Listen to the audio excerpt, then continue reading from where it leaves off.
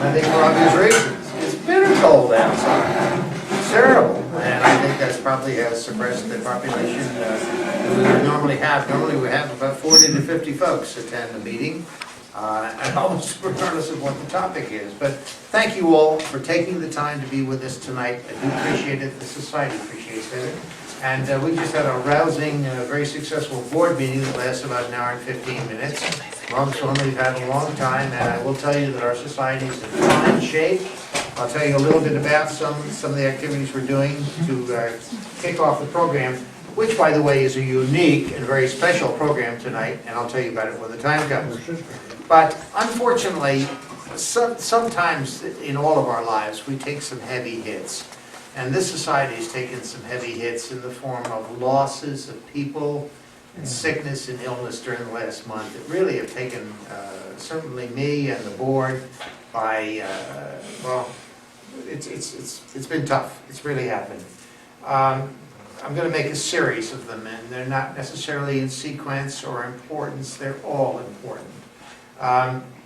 Charlie Simonson, our outgoing vice president, and a very loyal and very well-performing individual who does all the refreshments and so on, had the unfortunate situation about 2 weeks ago of losing his younger sister. I'm sorry, Charlie, we are very, very sorry to hear about this. I learned about it returning from Millbrook a couple of days ago, and I feel very sad because I lost a brother, and losing a sibling is never a fun type of thing. So our thoughts and prayers are with you. Along the lines of that, Charlie is finishing his term as vice president of the society this month, voluntarily. He held over, was asked to hold over for a couple of months until we could find a replacement. We certainly have found a replacement in the form of Diane McNeil, who was voted in by this society, by both the board, nominated by the board, and voted in by the general population during our January meeting. And Diane, welcome. Glad to have you as vice president. By the way, it's her third time around. So, well done. Okay, another loss. Our good treasurer, Jim Sweeney, who does a wonderful job of keeping us in order and keeping us honest, particularly me. I like to spend money.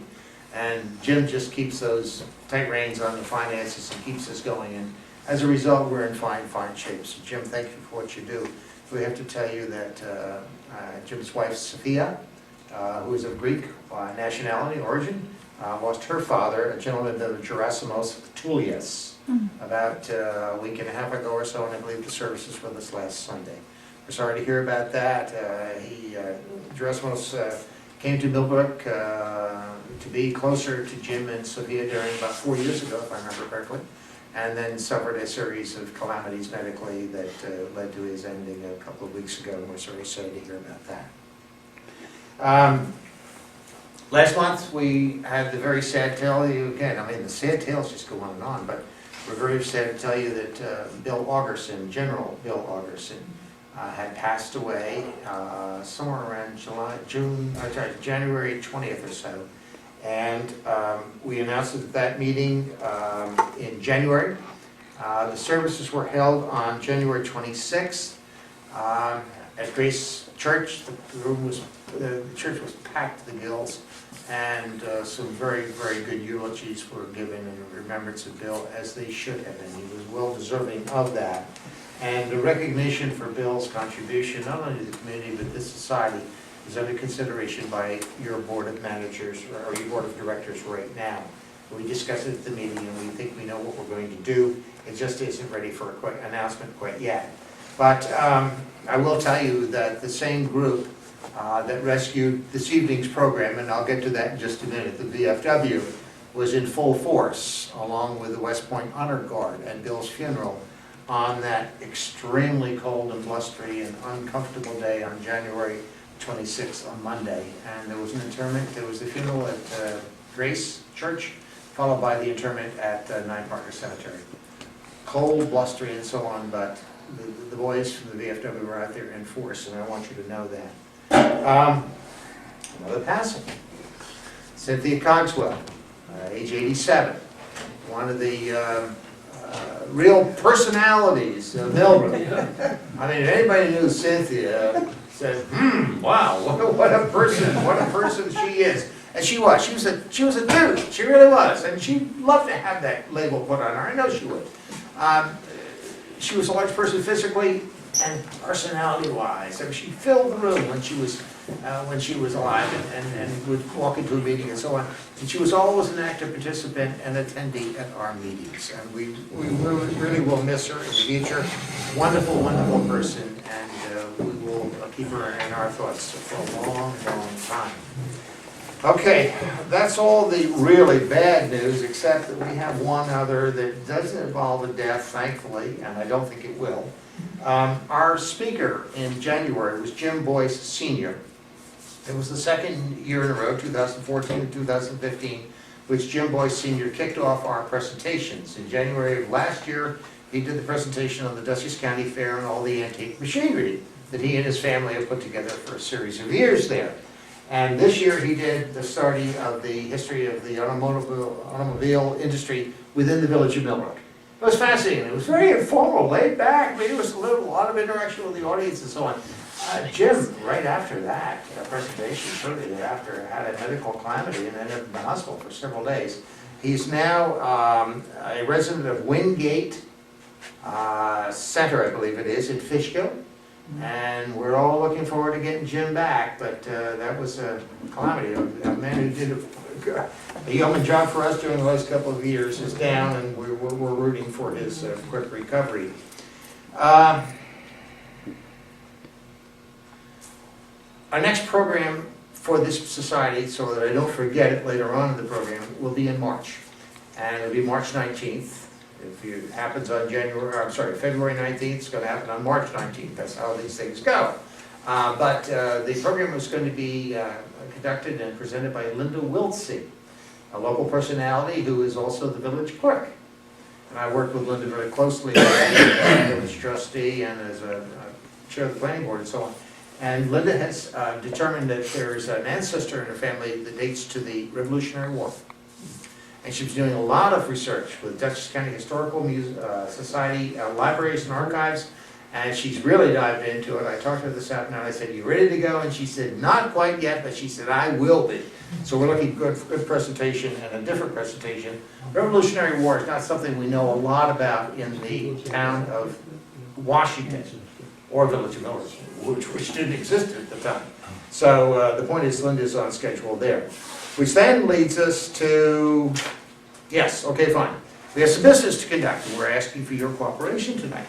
Because we have 4 open slots on our directors' board, the board of directors for the society. We have 3-year terms for 4 people on a rotating basis. We have a total of 12 directors and 4 officers. You might think we're a little heavy in that area, but I'll tell you what, the society is involved in a lot of different things. And we do a lot of good work behind the scenes, between meetings, and a lot of very much unrecognized stuff. But we have 2 candidates who have come forth to offer themselves to fill 2 of the 4 open slots at this time, and we're working on the other 2 as well. And the first nominee that I want to tell you about is a young lady that I've gotten to know over the last 30 years. She happens to be the assistant town clerk. Her name is Irene Lane. And Irene is of the Manzi family and the Safari family locally in Millbrook, so she's definitely a local personality. And as I said to her aunt, who's sitting right next to her, Fanny Manzi, who's already on the Historical Society board, over the last 30 years, I couldn't have run into a more cooperative and friendly individual and with anything having to do with town business. So thank you, Irene, for doing all the service to the committee, and thank you for being willing to join our board. The second individual, by the way, Irene would serve for the period of 2014, which is last year. It's an unexpired term, 2014 to 2017. So she finished all this year, all 16, and all 17. So that would be the term of conditions there. So thank you, Irene, for doing that. Second candidate is a new gentleman, not actually new to me, but then again, I'm a native here. But named Tom Freer, who I understand is connected to a lot of our family structure in the village of Millbrook and town of Washington. And Susan Farjone Would you explain just a little bit about Tom Freer? Well, I think many people know the family because his mother taught music at St. Joseph's and at the high school for a number of years. And his brother, actually Joe, sang at the opening for the Museum of the Streets. And Tom himself is also a musician and plays drums with the Cleveland Symphony Orchestra. And he's going to be moving back to Millbrook.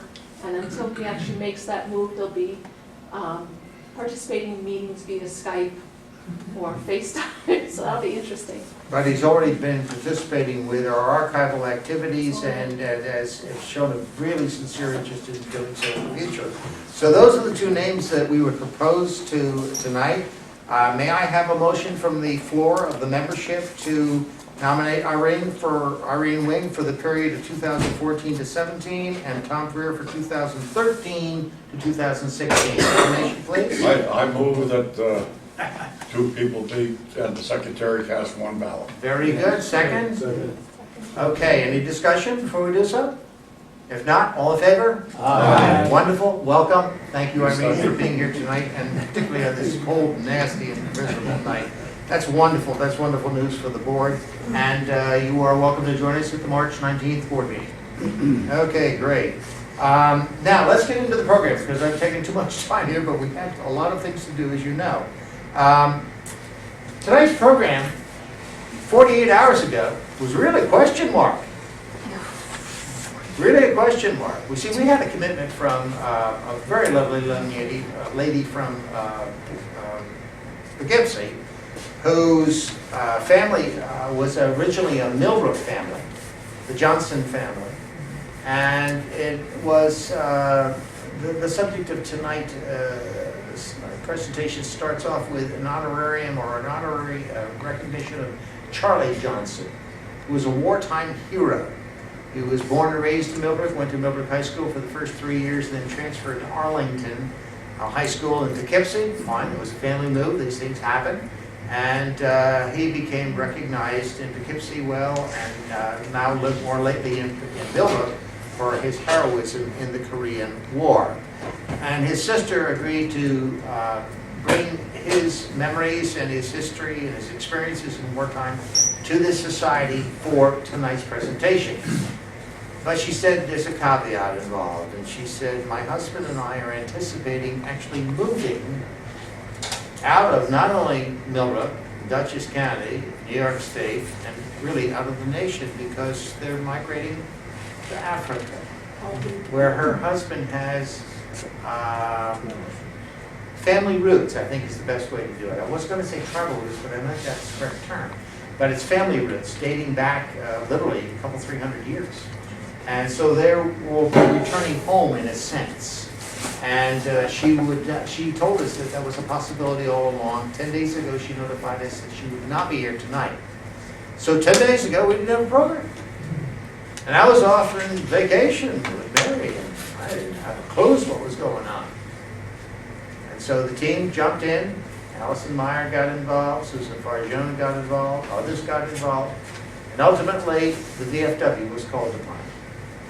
And I will thank the VFW, my fellow brothers in wartime, sincerely for not only what they have done for this country, but what they've done for this society in presenting here tonight.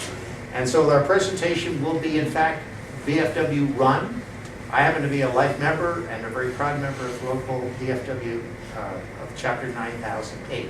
But our commander is Lon Moore, a local village resident. He used to live on the upper end of Franklin Avenue, now lives at Bennett Condominium. And Lon, would you join me up here, please?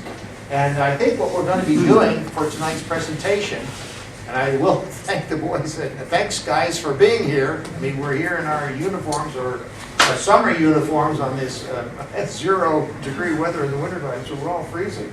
But we're going to be starting out, I believe, Lon, with a recognition of Charlie Johnson, is that right? Yes. And then we'll be moving to what I understand is the second half of the program. And this is, by the way, we're winging it tonight because this was not in place 48 hours ago. We're going to be having individual presentations and talks by the various VFW members that you see here in the jackets tonight, and about what their wartime experiences are. And I polled every one of them right before the meeting, all but one.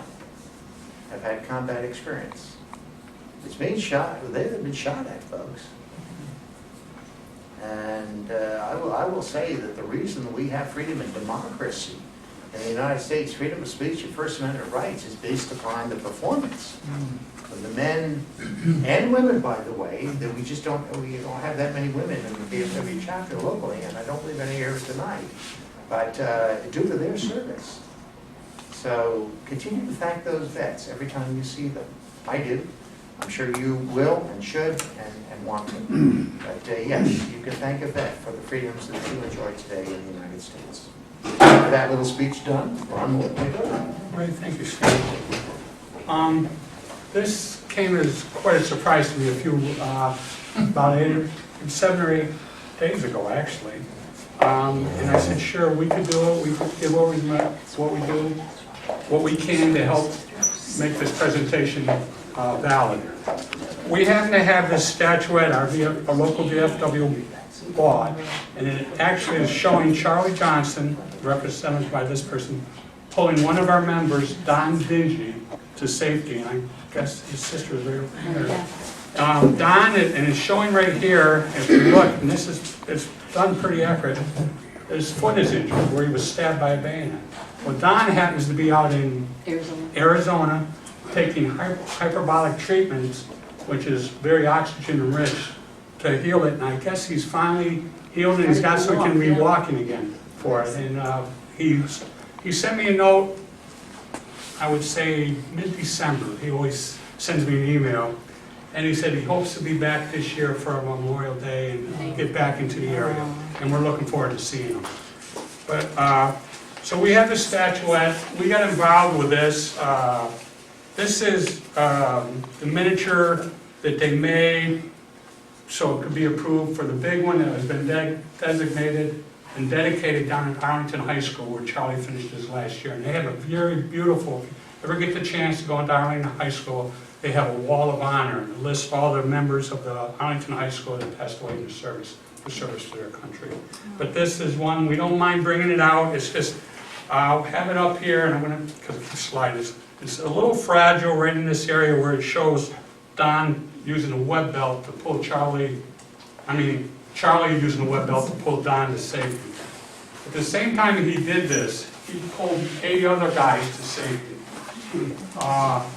And it's all been documented and everything. And we have CDs that are out here that we're willing to leave with the organization, and they can be signed out after it. You can take them home and read them. We'd just like to have them back after, we figure about a month and a half.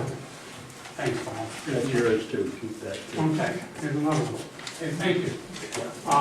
But these show the history of it, and one part of this was showing, if you ever saw the PBS Memorial Day special they did about, I think it was 2 years ago, where they went over this at Washington, D.C. It was a very beautiful well. We have it on CD right there, so you're more than welcome to look at it.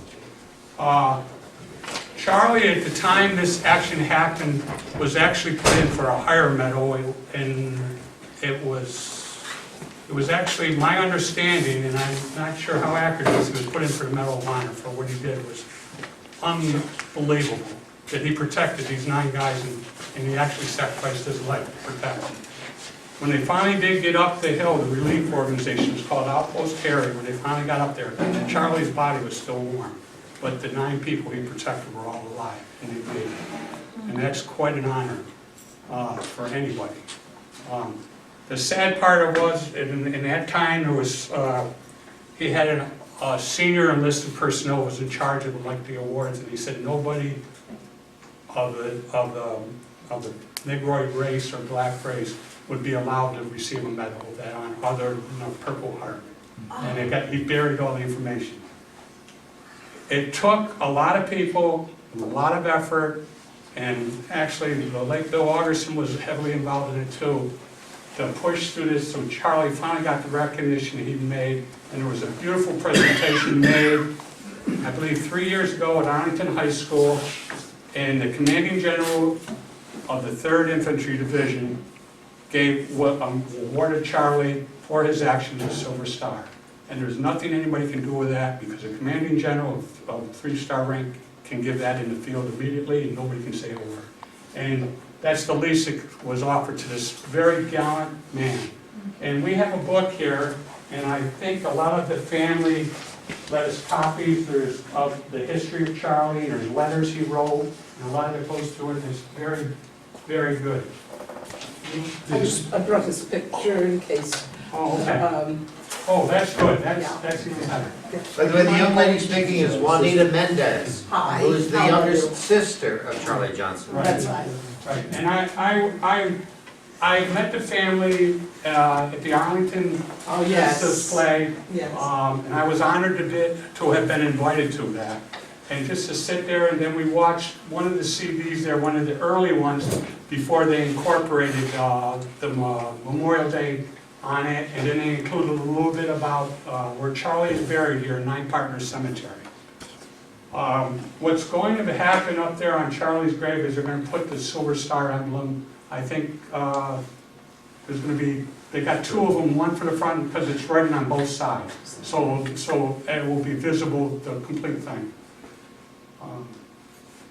I wish I could have met Charlie, because for everything I've read and heard about him, he was a very good man. And I can't say anything else. Skip Dixon, haven't known, he's one of our members sitting right over here. Bob Key, I believe you were known him too, and Bob will probably elaborate more. Bob is another one of the members of our post. So I don't want to go saying things about Charlie other than what I've actually read in history, and I won't. And I won't go elaborate. It's just that it's finally a truly good man was honored for at least and a little bit for what he really deserved. We said we were going to wing the program. I'm sorry, Lon, for interrupting, but I think it might be appropriate this time before we move into any of the individual presentations of service members here to give a chance for Charlie's younger sister, Juanita, to say some words. I had a nice chat with Juanita earlier today. I knew that she and her husband were considering not only a serious move to Africa, South Africa, but that they also had local business commitments today and even possibly this evening, but they took care of them and they're here with us, and we thank them very much for being here with us. I think it might be appropriate to give Juanita an opportunity to say some words at this time if you would like. All right. Let's see. Please, or sit there in the chair, do whatever. All right. This is, No we're one's waiting. behind me, I'll sit right here then. Let me say thank you to all of you for your interest in this, and in this being in my brother. Gary, would you stand this picture up? There were, I forget that there were, this was a long time ago, and there are many people who didn't know him. So I just brought a picture so that people can see what he did look like, a pretty sweet one. And, well, I can tell you that I was 13, almost 14, when we lived up on Nine Partners Lane, and I had seen on the television that the Korean War was over, and at 13, I just knew it to be true, and I was so excited about that. And about 2 weeks, I don't even think it was 2 weeks, so maybe about a week later, some people knocked on the door. I was going to school, and my brother Glenn was home that day. We were getting ready for school, and we didn't know these people who knocked on the door, so I answered the door, and they asked for my mother. And I called to her. She was upstairs, and I called to her, and what I realize now is that she knew what this meant. I had no idea what it meant, and all I could see was her almost tumbling down the stairs, because she knew that this meant that they were being notified that my brother had been killed. And let's see, after that, someone went and got my father. He was working in Dover Plains, and they went and got him, and they didn't tell him what had happened, but when he arrived at home, my memory is of him coming up our pathway crying. I don't know if I'd seen him crying before, and he was coming up our pathway crying. So he knew what it meant. And it took me a while to figure all of this out. Because the war was over. Yes, you're right, because in my mind, the war was over, so I was terribly confused. It turned out that it took a couple of weeks or so before all the papers got signed, and he was killed in that short period of time, just before everything was signed to make it official. So, it was, well, no sense in saying what kind of time it was, but my family had to go through, we waited a long time for his burial, which was, didn't take place until, he was killed in mid-June. His burial took place in late August. It took that long for the body to be routed home and that kind of thing. But I must say, and I do remember this, and I remember his funeral well, and I remember that the people here in Millbrook were really wonderful in terms of the stores closed, everything closed down the day of his funeral. And it was a very solemn time, and everybody showed just so much concern to my parents, and the letters there show some of that. I mean, they got stacks and stacks of letters. So that's really about all I can say at this time. What was he like as an older brother? Oh my Lord. I was afraid you would ask that. No, it's not that he was not great. He was just unbelievably great as an older brother. He gave me more attention than I think anyone else in the family ever did. He used to read to me, even though I could read for myself. Whatever he was reading, he did that when he was getting ready for school. He would call me, and he washed his own shirts for school and his socks.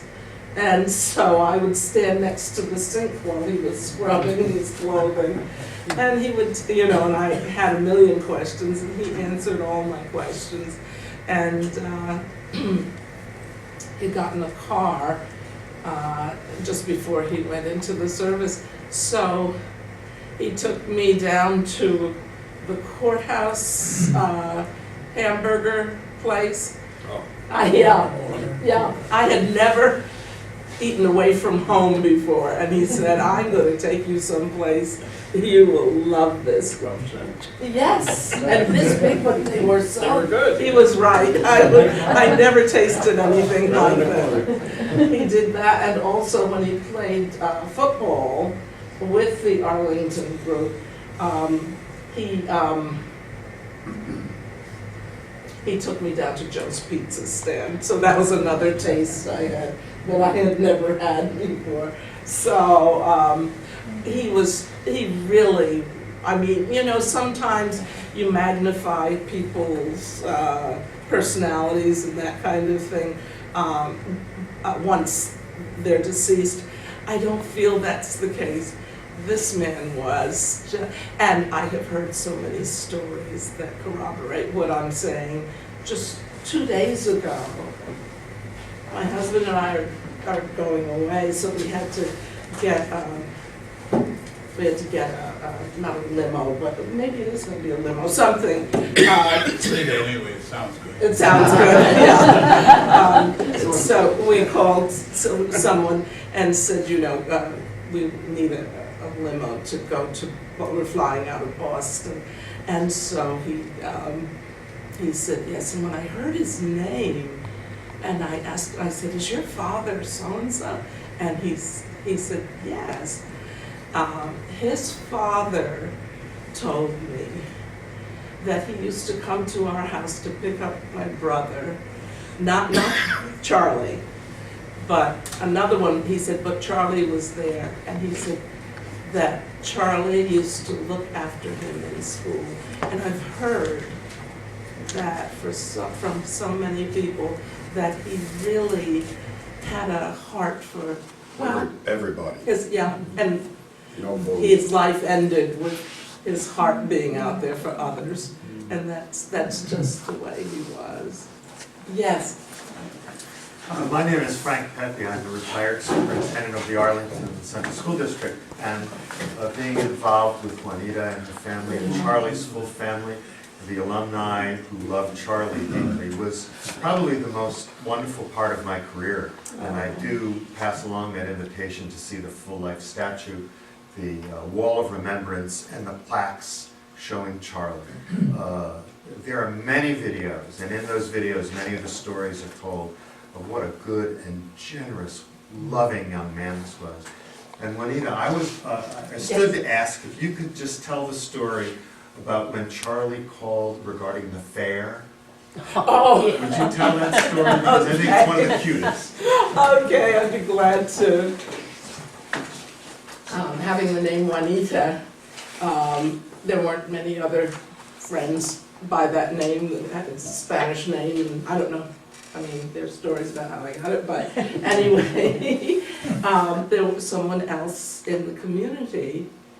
Her granddaughter used to come and spend the summers in Millbrook. She was a bit older than me, and so this particular summer, my brother had a big crush on her, Charlie did, and her name was Juanita.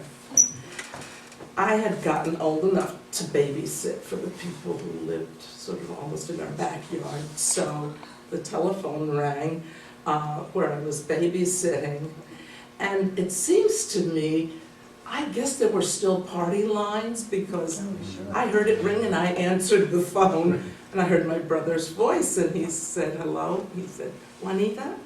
And I said, yes. And he said, yeah. You have to tell it. Yeah, I got to tell the whole thing. So he says, I'm just wondering if you'd like to go to the carnival with me. I said, Buddy, Buddy was his name for the family. I said, Buddy, yes, I want to go to the carnival. And I was so excited. And don't you know that he said, oh no, it's you. Yeah, but he took me to the carnival. He took me to, that was the last time I got a chance to do something with him outside of home. And he took me to the carnival. And we had a wonderful evening. I mean, yeah, just a wonderful evening. And it was like a lucky day for me. Every chance I took, I won. I came home with a armful of things. It was just sort of because he was there, and it was wonderful. But that's the story. That's that story about the two Juanitas. Yeah. So, thank you, Frank. Oh, there are many, many more stories. Yes, there when are. the alumni came to see me, they made an appointment, Bob and a couple of the other alumni came in, and they told me this story. And they asked if they could put up a plaque or a picture in the high school. I said, no, this is much bigger than that. Yeah. And it has been. And Charlie's spirit, especially as spoken about by Colin Powell Yes. in Washington, in front of the Capitol building. Yeah. And the two actors that portrayed Charlie and the buddy that he found in Korea, Dom, just gives me shivers today. Charlie has become not a legend, but a model for all of our students in Arlington, and we thank you, Millbrook, for that, and for the Johnson family. Truly a remarkable human being. And when I would meet many of the alumni who had stories about this fine and extraordinary young man, and many of them continue to love Charlie to the degree that they would pull out their wallet and show me an article or the card that is produced during funerary arrangements. A real genuine love for this wonderful young man, long before it became politically correct. Yeah. Thank you. Yeah. Thank you for everything. Thank you. I got an email today from the foundation, Arlington Foundation, that there's gonna be 2 scholarships, 5,000 for each a girl and a boy. That's part of what they do over there now. We set up this fund and we went through the Arlington Foundation, and they give out 2 scholarships for $5,000, and they're gonna do that this year because they had enough to put them up to 5,000. So it should go on forever, we hope. I don't know how we're gonna fund it, but somehow it'll get funded. The first one was 50 cents at Fritz Yes. Jordan. Yes, Right? yes. Yeah. But That you know the spirit of it. I know. That was how it started and Yeah. made it worthwhile. Are you saying that it's a scholarship in Charlie's name? Or- Yeah, it's okay. Charlie Johnson, what is it? Scholarship. Scholarship? I'm not sure what it's. And I have met, because they invite me to go to all them, and I have met the recipients of Yes. this, and they're just wonderful. I mean, they're very polite, they come up to you, Lovely, and yeah. when it's they over, really are. they're really deserving. And how they get this is the person who most emulates Charlie's life. Yeah. It sounds like he liked football. He did like football, Never and loved basketball. he wanted to be a football player, and he wanted to get a scholarship. That's why he went to Arlington. Yeah. That's exactly right. That's exactly right. Because And he never played, no, but he practiced every day. Practiced every day, but he was never in a starting. They couldn't, they wouldn't let him. Really? Yeah, he had to, it was like, he has to be he released. transferred, you had to get a release from Millbrook, and they wouldn't release him.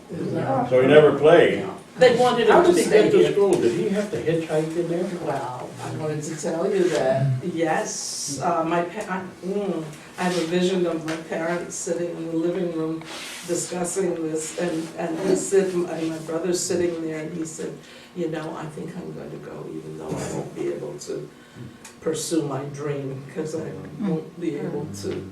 Right, he played for Millbrook though, right? Yes. Yes, he yeah. did. He was probably, with his spirit, it probably was a damn good player. Yeah, he was, however, the program was not It was 6 man. large enough Oh. for him to have been seen by the coaches that he needed to be seen by. And despite the fact that he didn't get to play really in Arlington, some coach, a coach from Howard University saw him. And he went there, but it was late in the season and it was not a full scholarship. And, yeah, and so he did his best with that, but he knew that, you know, it didn't last beyond the first semester or something. And so he knew that he was going to have to make other plans. So he came home, that's when he went into the military. But, yeah. Talented dad, said. I'm, oh, yeah. He was gonna tell you, I mean, I remember my dad, again, crying, I never saw him cry, so, Buddy's death. And, all he said was, he said, I can't even keep my son in college, he wasn't able to afford it. We had a big family, I'm the youngest of 6. And so He felt guilty. He did, he felt guilty. And he became quite depressed, I think, and his death came 9 years after he died at 54. Not 56, you know, but it's just that it was, you know, just too much, you know. That's all. Well, I know all of them, every Yes. one. Yes, And you he had do. to be a terrific parent. Well, thank you. Thank you. And if a person, let's say, wants to go to Arlington High School and view the statue that you're talking about, Yeah. you have to like call them and Call me, I'll get you in. There, there. you have to have pull. You do that because of the security. Yeah, that's true. But they're That's very good. When I call, anytime I call, I bring people over and they're very good. The principal comes, the assistant principal, they gather kids around. It's coming back. They're really making the thing of it again. Yeah. And the kids are Yep. mindful of it at Yeah. this point. Yeah, that's the exciting part, to know that the students are being taught this as part of their curriculum. They're being taught, which I think is great, what the wars were about by people who, like my brother, who experienced it, and, you know, what a way to teach. And the statue is still in that very, it's like in a little conclave, Yes. open in the sun, the light, the glass Yes. is there and the light comes in, and it's still in the middle of the hallway, right? As far as I know, it Oh, is, yeah. and it's So, called Frank Johnson. planned it well. Yes, he did. Yeah, it's beautiful, I mean, Yes. you walk through there and the light just reflects on it. Well, that was intentional, I know. Yeah, that segment is a new segment of the high school. It's entitled Johnson Hall. Yes. And I think the pride that we all take in having that accomplishment is that that will stand for 100 years or more. Yeah. Thousands of children will come to know the story Yeah. of Charlie Johnson. Yeah. Yeah.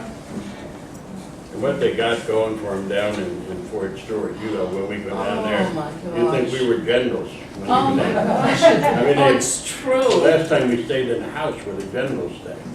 Beautiful Everything, houses. crystal No lit. hotels or anything.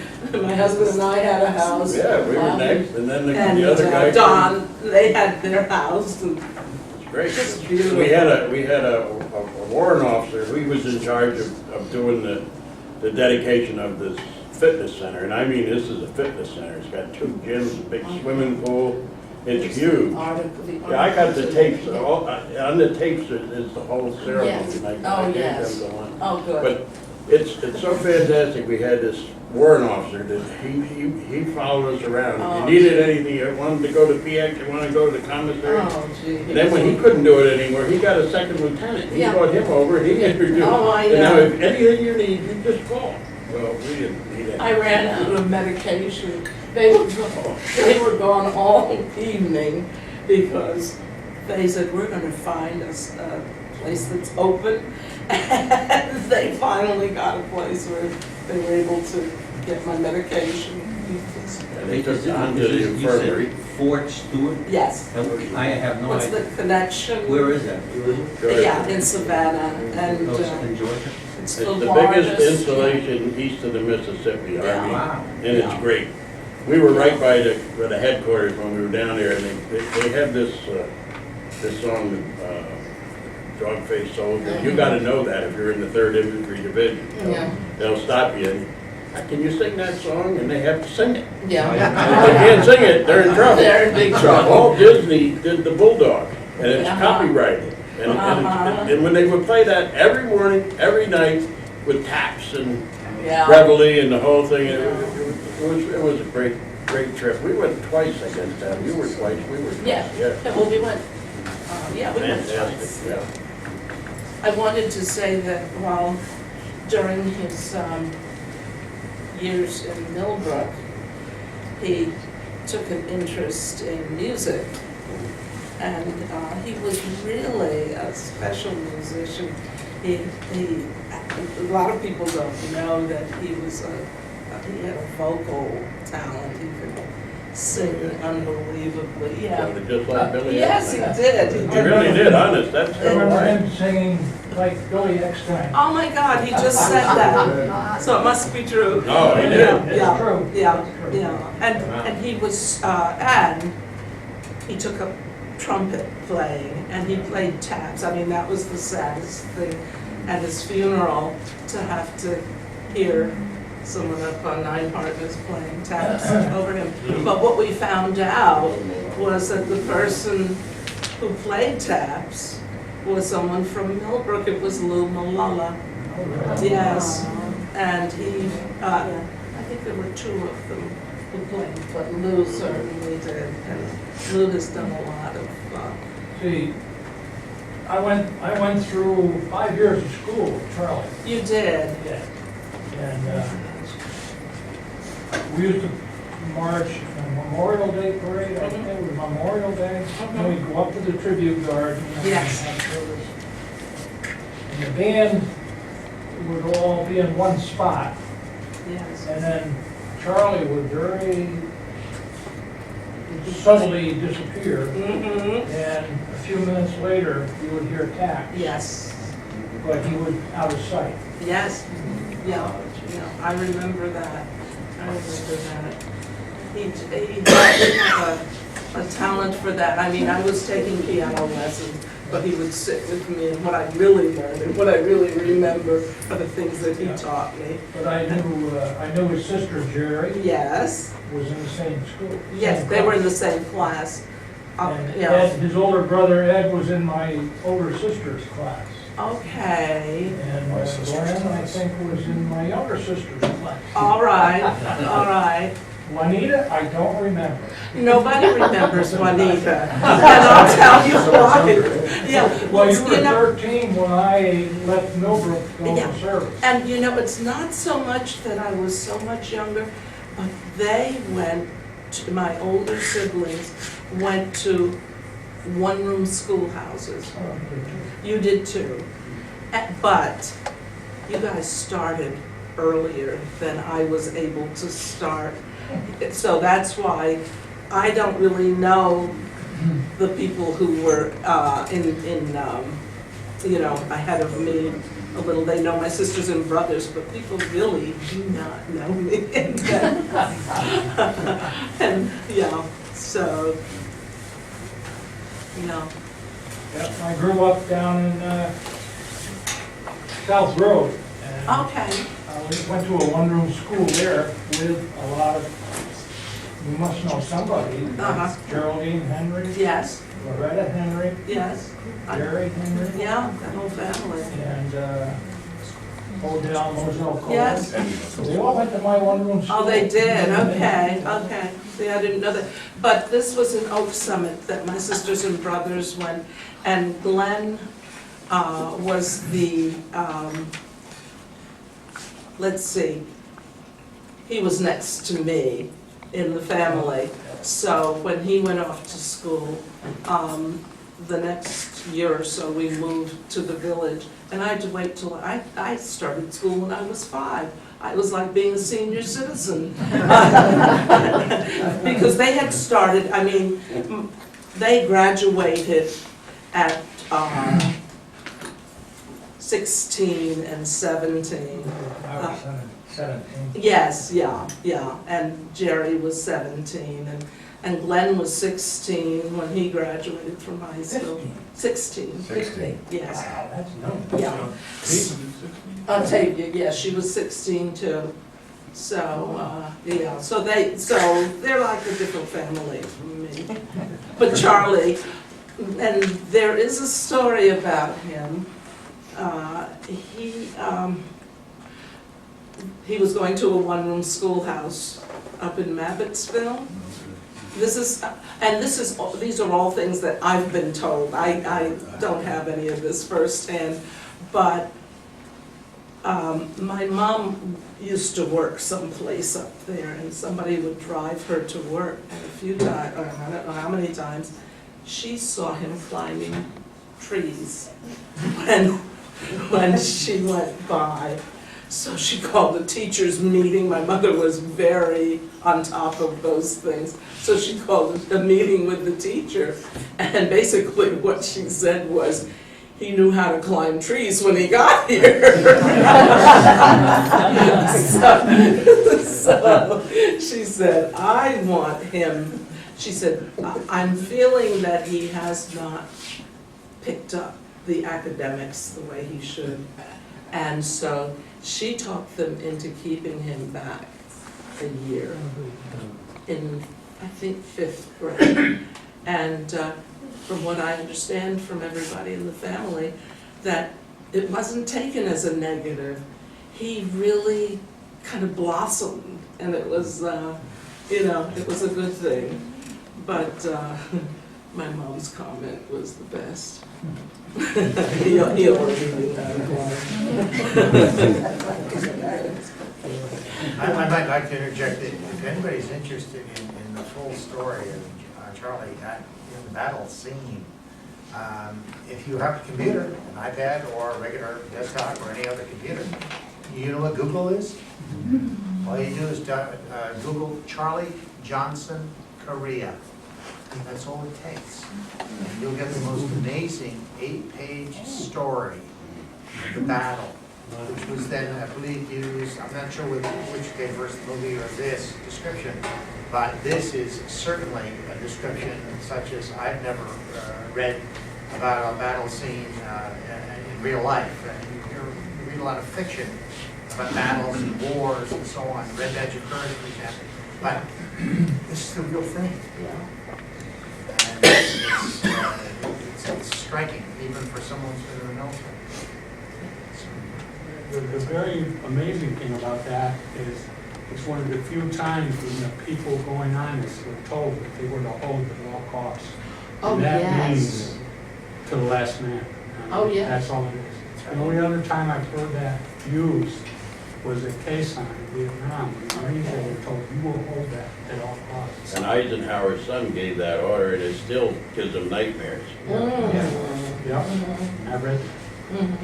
But that's what's amazing about Yes. that. See, that was the last stop, that was the last thrust that they had, and that was Outpost Harry. And if they got past there, they were going right to Seoul. Right. And who knows what would have happened. I mean, that was probably one of the most important battles ever fought, and especially in the Korean War. I know for sure it was. And, I mean, they were so outnumbered there that Yeah. it's a wonder that anybody survived. Well, nobody walked down off of there. They were either carried down in a bag or carried down on a litter. But nobody walked down after that night. It was terrible, I guess. It was something like 30,000 against 1,300. 30,000 against 1,300. Yeah, I think that's right. And it was, I mean, it had to be awful. But that was it. If they didn't hold there, they were going to go to Seoul, and who knows? Yeah, the figures that you're talking about 55,000 Americans died in the Korean War, 33,000 killed in action, more than 8,000 Americans missing.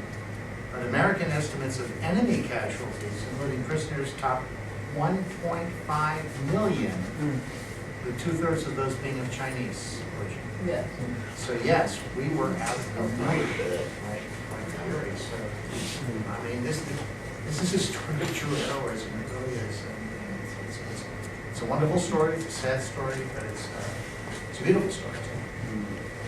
And I don't want to cut anybody short here, but thank you very much for making sure that you made it to the meeting tonight. Yes. That was great. Thank Oh, you. yeah. Bob? Yeah.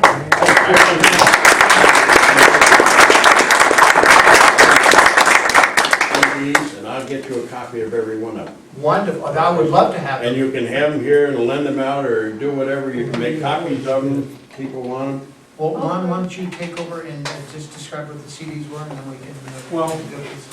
Okay, this one is the one Bob just brought, and it shows the dedication down at Fort Stewart Right. of the area. You'll see a lot of people you know there. Yeah.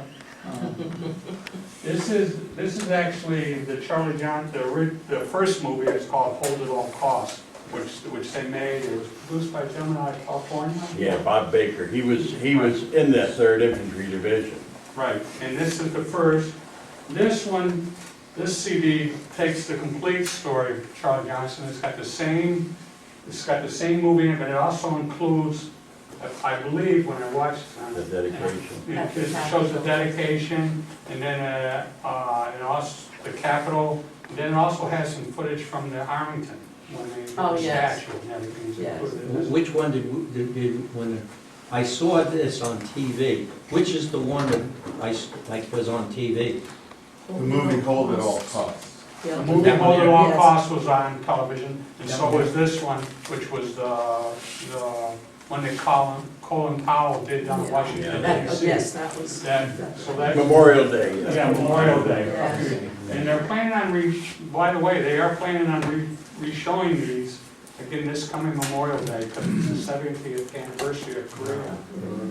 And they're gonna re-show these movies during, I don't know what time, and usually they put them on like 9, 10 o'clock at night, or 2 in the morning, you never know. But they will be putting them on again. But we plan on leaving these here with the Historical Society, so if anybody would like to sign them out, to view them, you're more than welcome. Well, I think we'll leave this book too, there's a lot of it, but please, if you do, just take care, if you want to copy something on it, just be careful with it. Yes, yes. We have a wonderful archival program going now, currently headed up by Kathy Derringer and Bernadette Svinsky, and Linda and Susan. And we will, believe me, take good care of this, we'll take good custodial care and make it available to the membership or the public in general. And it's that type of thing which we really appreciate you doing. And thank you for allowing us to have access to this. It's wonderful. Well, we were figuring like you could leave it with the organization for a couple months, just, Yes. and then we'll retrieve them and put them in. And I'll get a copy made of everything that we have, okay? And I'll give it to the society. Good. Thank you, Bob. Thank you very much. Very nice of you to do that. Right. I just need to say something. Sure. And Bob, I had never told you this, and I am not sure of the veracity of what I'm about to say. But I was in my husband's office in California, and I was looking for material that told what went on the night of that battle. And all of a sudden, I came across something, and Gary was in the same room, and I said, Gary, so I said, look at this. Now, this is the part that I'm saying I don't know, but it described one of his superiors, and I think it was the one who said that no one Tart, yeah. Yes. From Georgia or Alabama or something. Yeah.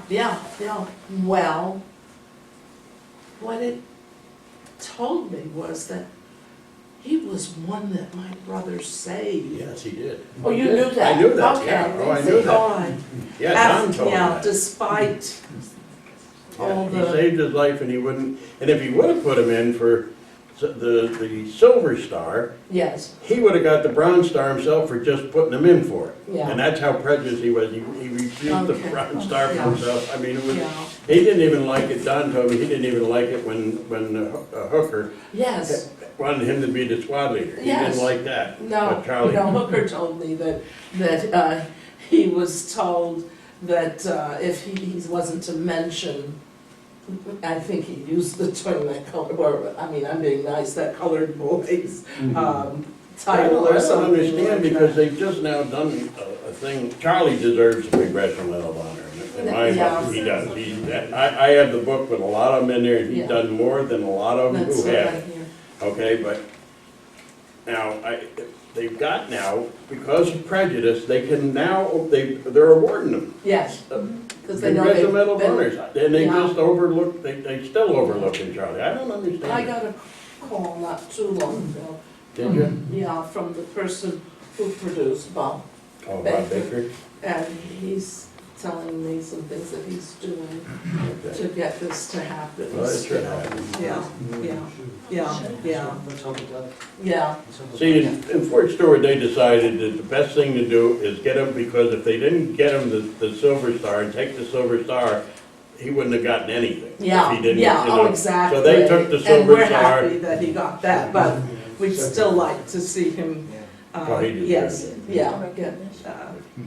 Well, the Silver Star is not No, it's a medal, because it's the third highest award. Is it the third? I was thinking it was the Because second, but it's the third. No, it's the third, Okay. because above that would be the Army Cross, then the. Oh, that's, okay, okay. In the Naval Service, it's the Navy Cross.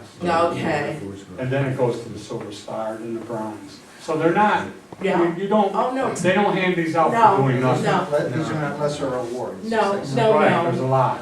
Well, this person is telling me that he's actively doing, Baker. yeah, doing some things that Good, he thinks will bring it about.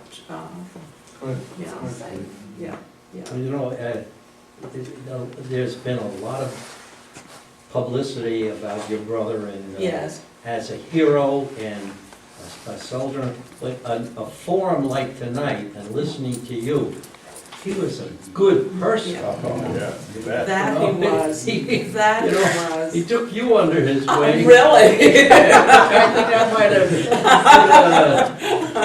That was A challenge. He just, oh, come on. I'd like to say, Eddie, Geraldine,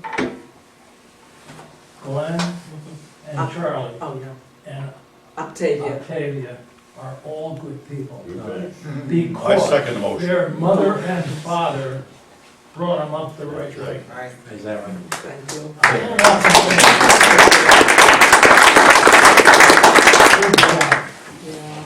Yep. Well, They must have been wonderful people. They were, Yeah, absolutely. they were hardworking people. Hardworking I people. told you what I mean, that was my mom's attitude, and she had to get things done. And, it was, Yeah. well, thank you for saying that. I was always happy to have known the Johnson family. Oh, jeez. Because when I found out about Charlie, I was laying in my bunk at Oh, an air base in Germany. oh my goodness. And I said, oh no, it's Oh, yeah. the end of the war. Yeah, Yeah. Yeah. It's terrible. yeah, yeah. And my cousin was killed at the beginning of the war, Mm-hmm. 1950, Okay. Okay. because he was a career officer and he was Mm-hmm. the first. Out there, huh? Oh, wow. Oh, It was a privilege to know the whole family, thank you, absolutely. thank you. But I'm really in awe of what he did, and then the family, they've always been, even though I didn't know him personally, just meeting the family's always been very nice. But is there any other questions for Juanita or her husband or Bob? I've got just a quick story. My brother Jim Boyce went to Oak Summit School with Charlie. And Charlie was a little bit older and took my brother Jim under his wing. And if Jim could be here tonight, he'd tell a whole lot better than I can. Oh, that's nice, so that's another story. Yeah. He seemed to want to do that, to make sure everybody was taken care of and protected. Okay, if you don't mind, I'm just gonna shift gears a little bit. Just let us know, to let you know what our local VFW does. We're an organization that's a little bit different than American Legion in the fact that any VFW member can become a member of the Legion, but not all Legion members can become a member of the VFW. You have to have been an actual, in the service out of the continental United States, what they call CONUS, C-O-N-U-S, at a time of armed conflict, to be in the VFW. Most of the members of our post have actually been in combat one way or another. Wayne was in recon in Vietnam. I was in Marine helicopters in Vietnam. Joe, you were in the first Desert Storm, right? Yeah, I was on staff of a two-star Army float staff. Well, that doesn't matter. You were at the CONUS, you were involved in things. Stan was in the Navy and. US Navy destroyer, gun fire support off Vietnam War 4 Corps, and then in the 13 months in country. Followed by. Right. So, and Jack McEwen sitting right there hiding, he was in and out of Vietnam as a Marine support. Skip Dixon, he was in the Army. I was in the Army, I was with the Laos Crisis. Right, so we have Before quite a Vietnam. diversity, we have quite a diversity in our posts, and a lot of guys, you'll find, the guys will talk between themselves, because it's a lot easier, and there's a lot of things, I'm fortunate, I have a brother who was in the Air Force, and I tease him about being a postal driver. Funny thing happened to him, he was being deployed from Rome, New York, Griffiths, at the time when there was a SAC base, and they had B-52s and KC-135s, and he was going over to Diego Garcia in the Indian Ocean. What he didn't know, he got on the 52 to ride, he said, oh, a nice 6, 8, 10-hour flight, and sleep off. They went by way of downtown Hanoi. He got surprised. Wow. But that was my brother Rick. He's also a member, my father's a member of the Post, so it's a lot of things, yes. I was in the Air Force, Right. but when I went to Europe, it was on a Navy troop ship, and that was the scariest part of my 4 years. That 11-day trip across the Atlantic, 3 days in a hurricane. Never made no progress. Just kept floating. That was scary. I did that. I did that. I didn't sink. I didn't miss a meal. There were so many seasick guys on there. I didn't miss You were up a on meal. top, you weren't down in the hole. You bet. I didn't miss a meal. I I was in was down the in the galley eating breakfast, and another guy would come in, and he'd look at those scrambled eggs. I'll take them. I put on about 15 pounds in 11 days. I went over and I came back. We were delayed a day on Independence. That was not military. Oh, we sailed back in a hurricane. That was scary. Can any veterans here talk about PTSD? Well, it wasn't as noticed, I'll talk from my personal experience. It wasn't as noticeable as it is now when the guys are coming back and getting out of the service. But I know it took me 5 years before I could sleep without something in my hand under the pillow. Wow. And that meant what? Well, when I was overseas, it was a knife. But when I got here, my wife, I had a little block of wood I would hold. Really? Yeah, and I'd have screaming nightmares, and my wife would just,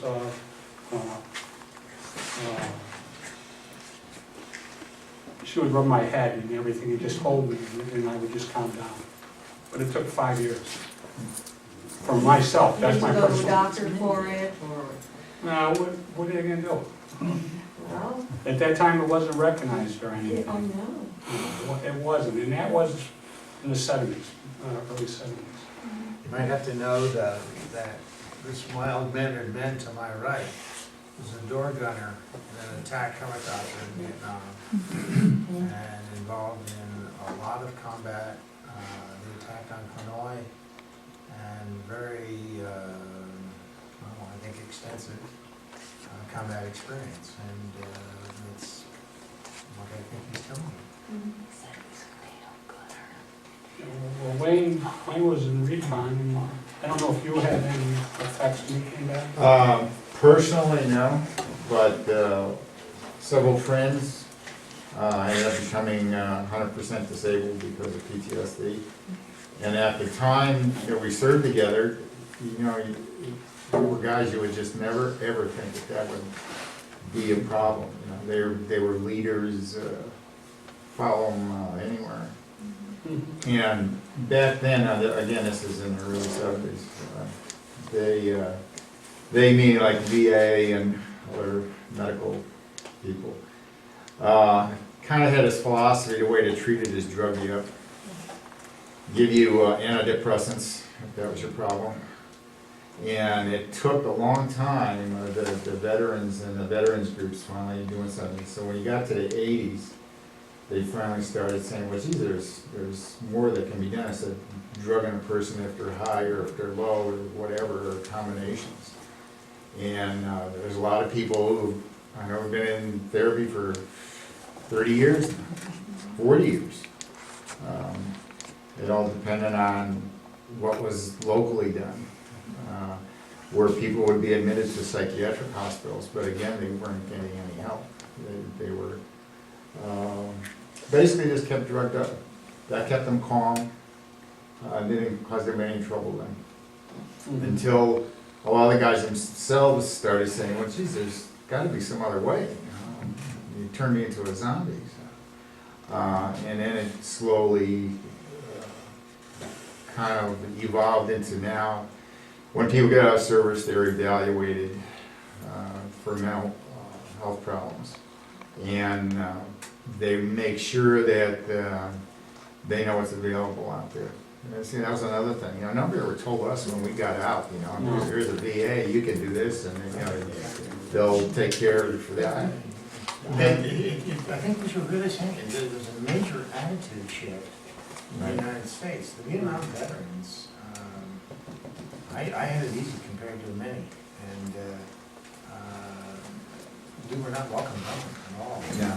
Because I remember coming home and going into the reserves and finishing a long career in the Navy Reserve.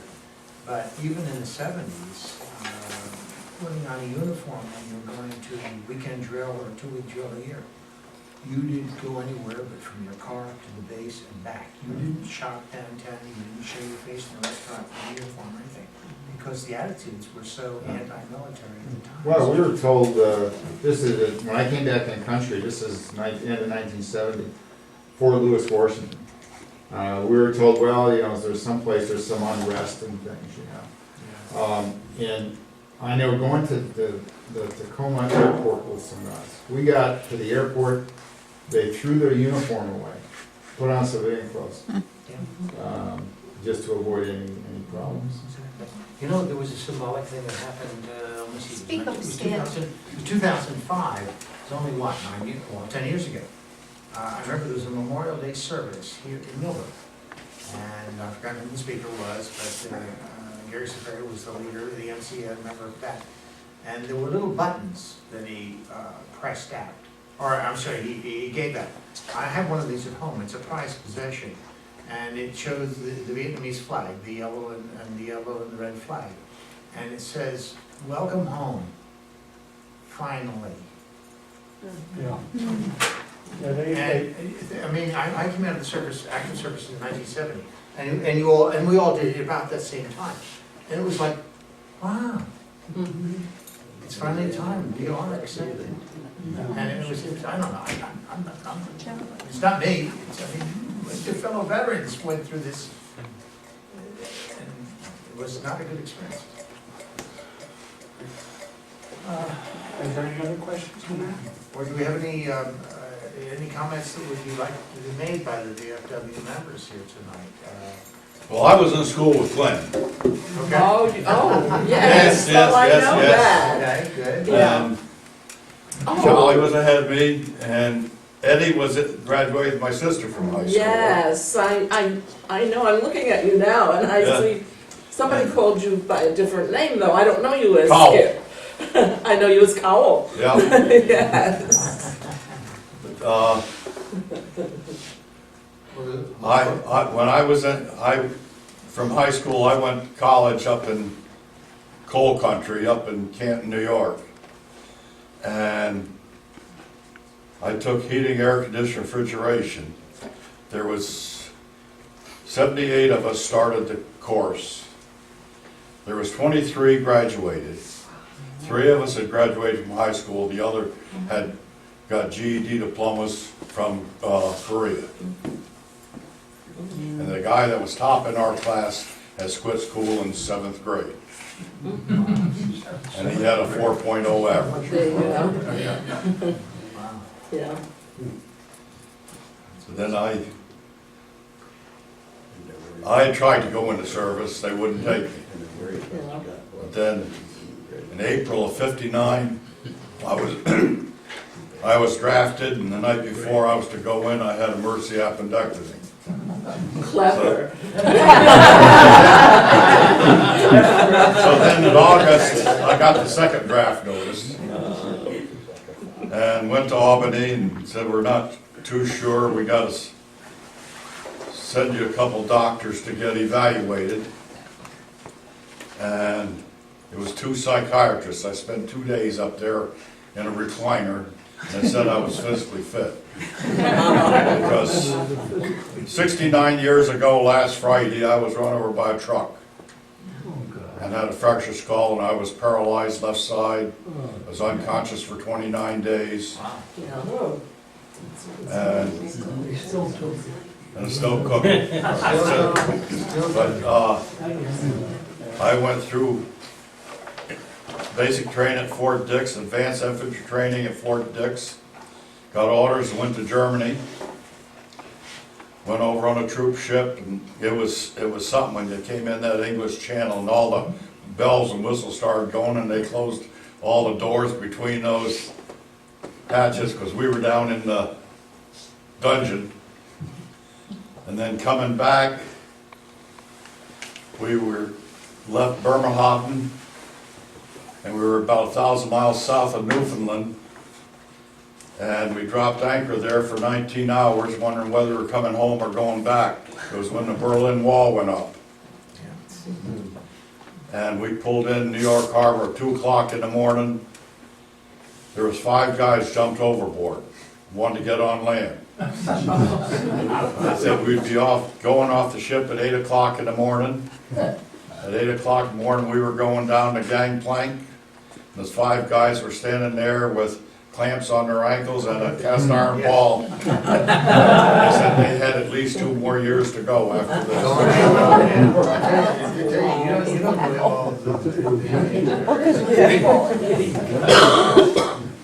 Joe McDowell, any tales you'd like to relate, stories or experiences? I don't know. I was pretty lucky, you know, like guys like Lonnie and stuff that were in the big, you know, I didn't really get into all that. I was a mechanic, helicopter mechanic, and I stayed on the base. And we had more there than they did out in the, you know, out in the boonies or whatever. And, basically what I'm saying is, I guess I was just lucky. If I had been in their shoes, I may not have come back. You know. No, back in 68, graduated college, of course the draft was going on, we went to so many parties, it was unbelievable. Almost every weekend somebody was getting their notice. I was working at a job in downtown Cleveland selling life insurance. Just wait. And I had to walk past the induction center every day. So one day I just stopped there and said, listen, did you send my letter yet? You know, she said, let me check. Went in the mail today. Got it on my birthday. Left 2 weeks after that. It was the day before Thanksgiving for Fort Knox. How old were you? I was kind of old. I was, let's see, that would be 23. I was 23 when I went in. Just turned 23. How old were you, sir? I was already married. 18. I enlisted 2 days after my birthday because right here, I went to Millbrook schools and I was in building office. Matter of fact, you drove me to the train station when I left. But I enlisted because a friend of ours in our class, his name was John Royer, his mother was on the Dutchess County Draft Board. And she said, Lonnie, you gotta do something. It's July 5th, you'll get your notice. Because that was 69 was the year they ended all college deferments. And it didn't matter where you were, and they had the draft lottery, and I think I was 2 or 3 that year in the lottery. The year before it was 350, but 69 I was number 2 or 3, and I knew I was going. And if you were drafted, there's probably only one place you were drafted. Well, yeah, and I decided to enlist, and I enlisted in the Marines because they guaranteed me aviation. and I hate snakes, and I hate walking. If you walk in Vietnam, there were snakes and there was a lot of blood, and I'd rather fly above it. But that's right. But I'll tell you a quick, just really quick. When I went up to Albany to be sworn in, as I was leaving, Billy dropped off, I went up there the next day. I was in there, and there was 5 of us in list fees, and there was 150 draftees, guys being drafted. And they had them all stand up, all the draft guys, and they said, count off by 3s. And they all counted off. They said, okay, everybody number 3 step forward. And they all stepped forward. They said, congratulations, you guys are Marines. 3 guys fainted. There was 3 bigger guys standing behind them laughing. And this really big master sergeant said, you guys that are smiling, come help these guys back to the seats, you're taking their place. And that's how they did it, because at that time they were drafted into the Marines and the Army. We went to Paris Island, and because I was the first one, I had enlisted first of all the group. Besides, I had all the records, and I take care and I come in. So going into the Marines, they make it so you arrive at Paris Island at 2 o'clock in the morning. So you're really, and then this guy gets on, who fills the whole entrance of the bus, and he says, you have 10 seconds to get outside and be on those yellow footprints. So they were standing there. And I was I jumped out, I was in the back of the bus, so I went out the back door. And he said, okay, who's the smart guys that went out that night? He said, okay, who's got all the records? And I had a whole bunch of them, and I gave them to him. Paris Island was a trip. They teach you things you never thought you would. I think we've talked about 2 wars tonight, Korean War and the Vietnam War. I believe we have an Iraq War veteran. Right back there, Joe Murphy. Well, I went in service in '75, so my career spanned 30 years in the Navy, between active and reserve. And overall with the Navy, when you see the world, you see the world. My first deployment was 7.5 months away from home. But I found myself Persian Gulf on the float command, commander of military force. For me, nothing like Charlie or with the guys in Nam. I mean, I recognized early on that I would be a lousy foot soldier, so I stayed away from the Marines and the Army.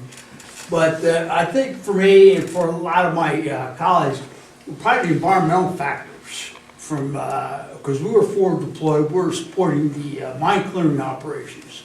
Iraqis had laid a pretty sophisticated underwater mine, and we were up there just after the USS Tripoli and USS Princeton actually hit mines. But the environmental factors, we're about 10 to 50 miles off the coast, so you could see the oil fires, and you never saw the sun, okay? And I mean, just the particulate, seeing that far off the coast. And the other thing about the Persian, it was one big oil slick. If you remember, Hussein had destroyed all the oil wells. Well, for the guys that have been on a ship, you don't get your ration of bottled water when you go through mesh lines. It's taken up, they suck up the seawater, they evaporate it, they condense it, and you get your drinkable water. Well, the water was just like drinking kerosene. It was just god awful. Or if anybody's been to Korea, soju. If anybody's had soju. But that was my big say. The relatively short period of time, 6 months. Once the war was over, they wanted everybody out of there. So they moved everybody out. I also had experience in peacetime in the early 90s, mid-90s in Korea. I was over there several times. And just comment that the DMZ, or the militarized zone, is still a very active, tense place. They have soldiers literally on standby. The drop of a pin, they're in action. It is that tense. And I heard stories from folks over there about some of the day-to-day goings-on that we don't hear about typically in the States. The other big thing was Operation Northern Watch. If you remember, after the Iraq War, the U.S. and the Allies implemented no-fly zones over northern Iraq and southern Iraq to prevent Hussein from carrying out chemical warfare against his own people, especially the Kurds. So I was involved working with the Air Force out of Incirlik, Turkey, for about 9 months on the staff of an Air Force colonel. So I got to see and do a lot of different things. I was down at the Pentagon for a little bit and closed out my tour out in the Harrisburg area. We have what's called Naval Supply Systems Command. It's unusual because I'm a surface warfare guy and I was with a bunch of supply types. So, but very interesting. I miss it. I retired in 2005. And the other good thing is, when I think back from the Persian Gulf War, I was invited back, I guess in '91. I gave the Memorial Day speech here. I don't know if people know Mel Finelli. He used to be my next door neighbor, now deceased, but him and some of the folks from the American Legion came knocking on my door. So I did get to do that. So yeah, and I appreciate the offer to come here and the story about Charlie. It's awesome. Thank you. Bob Gay, you're wearing the jacket? Well, he's a member of our folks still. Yeah, I'm a member here, but I also belong to the Legion in Pleasant Valley. Right. And we have conflicts because I'm the cook, chief cook and bottle washer down there. And we meet the same night that you guys meet. So next month, I'm coming here. What was your military experience, Bob? Oh, I had it made. I was one of the most fortunate guys in the whole world. I enlisted and I went to Fort Monmouth and I was in the Signal Corps, and from there I was working in personnel, and they sent me for an isolated assignment up in Alaska, 6 guys in the tent. And I knew what it was, so we had to go see the psychiatrist. So I said, this guy's going to see the craziest guy he ever saw.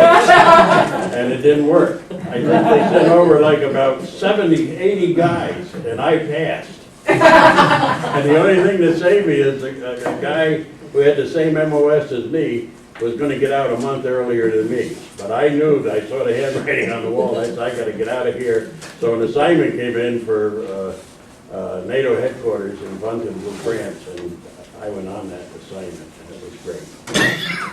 We fought the Battle of Paris. It was tough. I fought the Battle of Munich. Yeah. All 3 of them. I don't know who's luckier. The French didn't like us too much. You know, in preparing for tonight's meeting, I was thinking, well, how's the meeting going to go? What's the content and so on? Then I realized that this is the first time I think that I've been in the experience of actually either being asked or being asked to comment on my military experience. And I'm just saying, wow, what a feeling. Because it's been it's been 25 years since I was active military. And having put in a 30-year career. And yet this is the first forum that I've experienced, and I think perhaps most of us have experienced, where we've had a chance to talk in public about what our thoughts are. And I'll tell you folks, I don't believe you've heard the half of it. So, Lon, I think we endeavor I to think we're running over, but I just would like, That's right. if anybody knows, if any members, past former military who would like to join our VFW, we're always open for new members. We do a lot for the community. We put the flags with the Boys, we sponsor the local Boy Scout troop. We put flags on all the 6 area graves in the town of Washington. We retrieve them in the fall with the Boy Scouts and the Girl Scouts. We do flag retirement ceremonies then. We put the flags up whenever it's deemed appropriate down Main Street. Matter of fact, Wayne does a lot of that. And Jerry Sargent uses his truck. If you see us, you'll see us standing on the back of it. It's a little cold sometimes, but it's a lot of fun. We do that. We give away 2 scholarships from our post to 2 graduating seniors deserving. We use a golf tournament to sponsor that. That's how we give away the scholarships. We do it every year. We run a farmer's market to help us raise funds. We make sure that any veteran who dies in our locale, we make sure that they get a flag holder that says a U.S. veteran on their grave, and I make sure flags on it. We try to maintain the flags year round.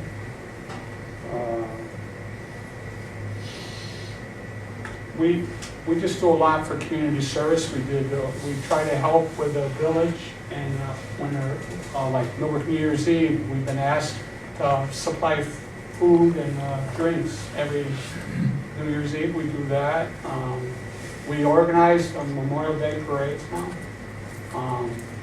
We try to do that for the community, and trying to get speakers is a lot of fun, but we've done pretty well the past few years.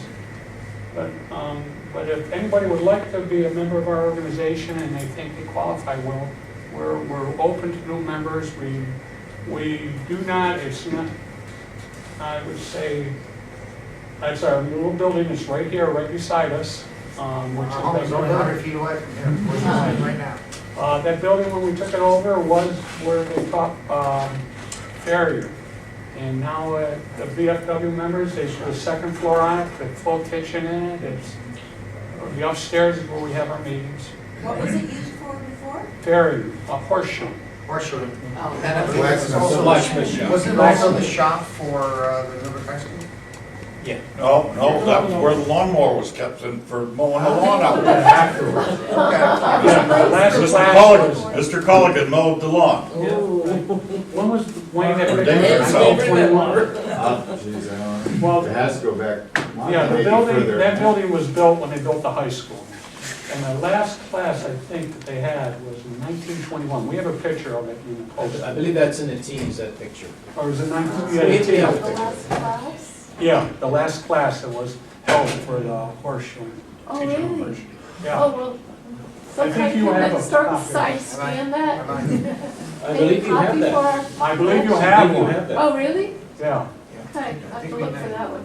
I think you're right. If not, we can make a copy of it. Kevin Derringer may know what that is right now. I'll Right. ask One of the unique projects that I know that Lon is involved in, maybe not directly but indirectly, is they discovered, or actually discovered, it's known about an old abandoned cemetery out on the end of Chestnut Ridge Road. It's actually in the town of Dover Plains. It's not in the town of Washington.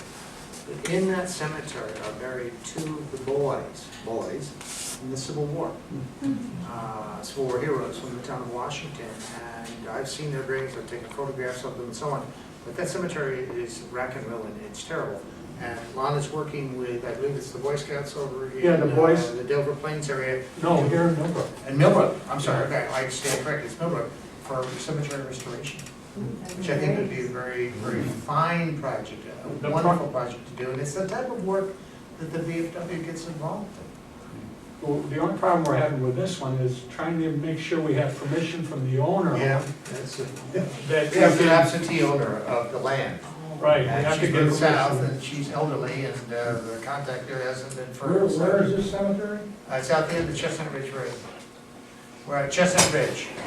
So the end, I'm sorry, Chestnut Ridge goes from 343 out about 3 miles or so, and there's a juncture. The road goes down to Dover Plains and then out down into Unionville. That's Hall's It's at- Corners Road, isn't it? Is that where it is? It's at that juncture. Right at that juncture, if you At look to the the right. right. Hall's Corners. And if you look at it, Hall's Corners, thank you, and it's in the woods. Yeah. And you can actually, on a winter day, you can see the gravestones there. The winter, in summertime, they're covered up in There's quite a leaves few and that are brush and everything. tipped over and everything. But, The problem with us working with the Boy Scouts now, because of the rules, they're not allowed to use chainsaws or anything like that. But once we get the permission, then we can go in there, we'll clear a lot of the wood up, then they'll come in, look it all out, lay it all out again, clean it up, reset the stones, and go everything. it'll be quite a project, but it'll be a significant one and a wonderful one going on. Well, matter of fact, the Boy Scouts that volunteers, whenever a veteran dies, even if he wasn't in active combat, just he served in the service, you're entitled to a bronze plaque that lists your name. Well, the Boy Scouts, they will They will take and put it in a concrete base, which is 4 inches, and then they will put it in the grave with, the family requests, if we're asked to do it. I think Millbrook Village and the town of Washington had a generally pretty good history of recognizing their war participants and the war heroes. Charlie is obviously one, and I'm glad to see plaques and recognition events like this one tonight and so on. We had a recent event where General Bill Augerson passed away. He was a VFW member of 9008, passed away in mid-January, and he was buried on the 26th, I believe it was January. And in honor of Bill and his service to the country, the flags were put up and down Franklin Avenue the entire way. And it was very impressive in the middle of winter. No leaves on the trees or anything, to see all those flags blowing in the winds. It was spectacular, and it was the right honor for Bill. Yeah, if you don't know, Bill had a silver star. Yes, he did. Bill was shot down in a helicopter. And there are a lot of stories that you don't know about. And he was old for combat in Vietnam. He was probably in his 40s. Yes, he was. He was a colonel, wasn't he? Yes, he was in the military. He was in the medical corps. Yeah, he He was already a volunteered, physician. they had emergency medical evacuation, and he volunteered to go out on it. And when they got there, there was a lot of gunfire and stuff, and he helped return fire, then he jumped off, saved several people, and hauled 2 people back on a helicopter, and they got back to the hospital. Did he also do the chimpanzees for space? I heard that. He was involved in the original space Nobody program. went up into space in a Gemini, Apollo, or Mercury, Gemini, Apollo unless Bill approved.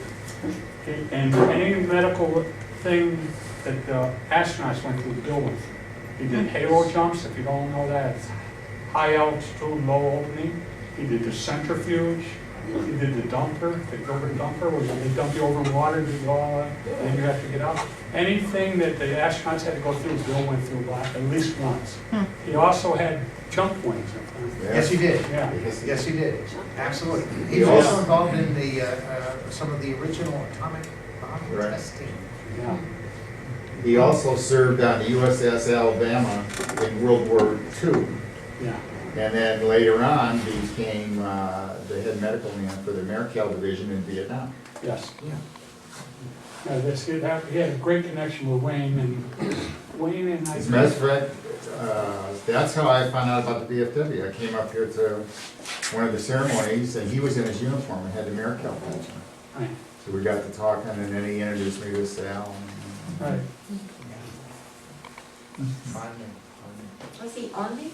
Yes, he was. Well, he was Well, Navy in World War II. Then He he started went out in the to Navy and medical school in Cornell. and then switched to the Army. I tried to join the Navy first. And then he, What do you mind? We're pretty choosy, Charlie. I tell you, we went into the post office in Poughkeepsie on Saturday morning. he also helped develop the. Nobody in the access Navy to office. used in, I told Carl, let's And check the Air Force. pick up places They know. like houses. When do we leave? Monday morning, 7 o'clock. Okay, enough stories for tonight. It's 9:15. Thank you all for being here. Thank you for Juanita Mendez, Dr. Mendez, Bob Gee. Thank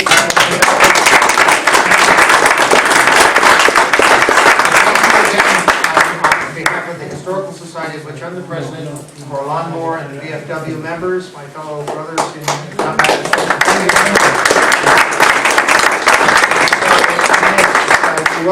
We welcome you to go out into that cold and have a safe trip home. There's food back If here. anybody'd like to sign out one of the DVDs, I have a sign-out sheet, so I can remind you to bring them back. And we have refreshments on our tables, homemade goodies.